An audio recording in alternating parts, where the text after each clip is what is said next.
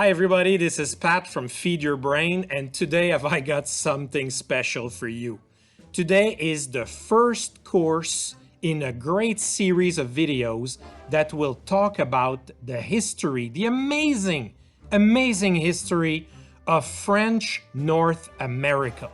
You're not gonna believe what happens in this history. It's absolutely amazing.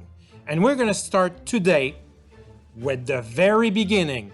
The very first person sent by France to explore North America.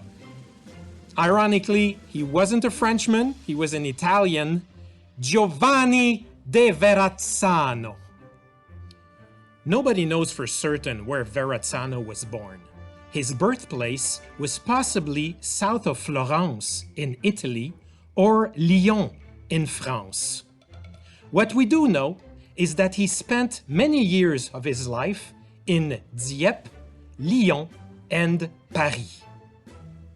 In 1522, the King of France, François Ier, asked him to mount an expedition to the New World. His mission was to explore the area between Florida and Newfoundland in the hopes of finding a sea route to Asia. Verrazanno set sails with 4 ships heading for Newfoundland.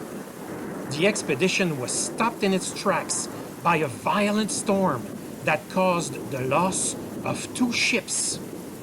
The other 2 damaged ships returned to France.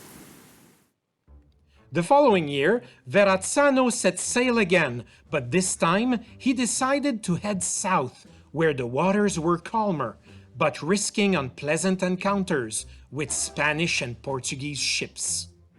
Aboard his ship, named La Dauphine, he reached Cape Fear in March of 1524. Cruising along the coastline, he catched a glimpse of what he believes could be a passage towards the Pacific Ocean, but it was simply a lagoon in Pamlico Bay. Now, this is actually very funny because this mistake by Verrazanno led to numerous maps being drawn in the following decades, and on these maps you could always see that North America was cut in two by a sea passage which had been identified mistakenly by Verrazanno. It's a passage that didn't really exist, a passage that supposedly led to the Pacific Ocean.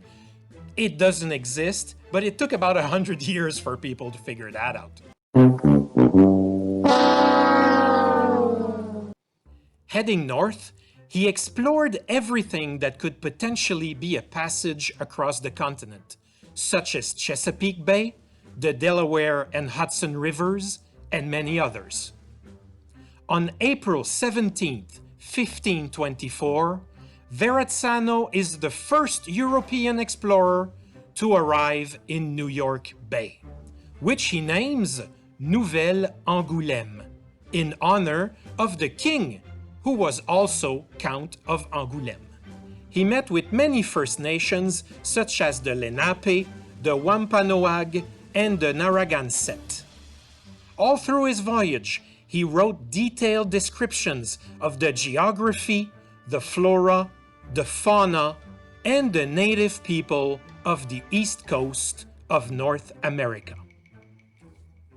He then continued north along the coast of what we now call Cape Cod, Maine, and Nova Scotia, reached Newfoundland, and then headed back to France. He initially named the lands he had explored Francesca, in honor of King François Ier.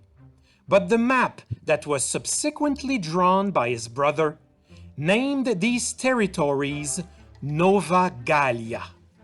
Now, Nova Gallia literally means New Gaul in Latin, Gaul being the ancient name of France, the name that the territory used to have in antiquity. Of course, what they really mean by that is New France, and this is basically the name that will be given in the years following those explorations to the territories of North America that were attributed to the King of France. And that's pretty much how New France was born. Verrazanno made two more voyages, one to Brazil in 1527 and another one the following year to Florida and the Caribbean. According to some accounts, he was captured, killed, and eaten by the natives of the island of Guadeloupe.